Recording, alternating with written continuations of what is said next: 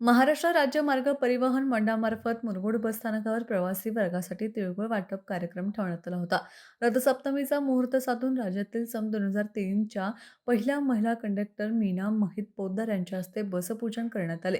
त्या सध्या बिद्री येथील ज्युनियर कॉलेजवर प्राध्यापक आहेत.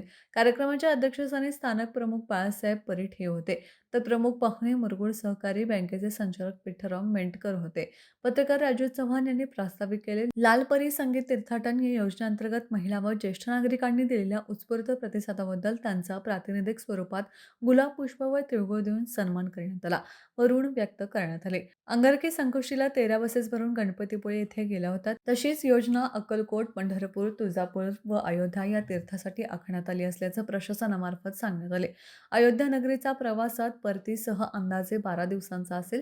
महाराष्ट्र राज्याच्या सीमेपर्यंत एसटीची महिला व ज्येष्ठ नागरिकांसाठी नेहमीची सवलत योजना असेल. अयोध्येत निवास व्यवस्था उत्तर प्रदेश सरकार मार्फत मोफत असेल. यावेळी प्राचार्य वीरा भोसले, माजी उपनगराध्यक्ष किरण गव्हाणकर, सामाजिक कार्यकर्ते प्रशांत शहा, प्राथमिक शिक्षक बँकेचे संचालक राजेंद्र चव्हाण, शिवानी मेंढकर, सुमन टेळेकर, निवृत्त स्थानक प्रमुख पांडुरंग लोकरे, अमृत प्रवासी मोहिते गुरुजी यांचा सत्कार करण्यात आला. लालपरी मार्फत प्रवासी वर्गाला सुरक्षित व आरामदायक प्रवासाच्या शुभेच्छा देऊन स्थानकातील बसेस मार्गस्थ करण्यात आल्या. टीव्ही नेक्स्ट साठी मुरगुडहून सर्जराव भाट.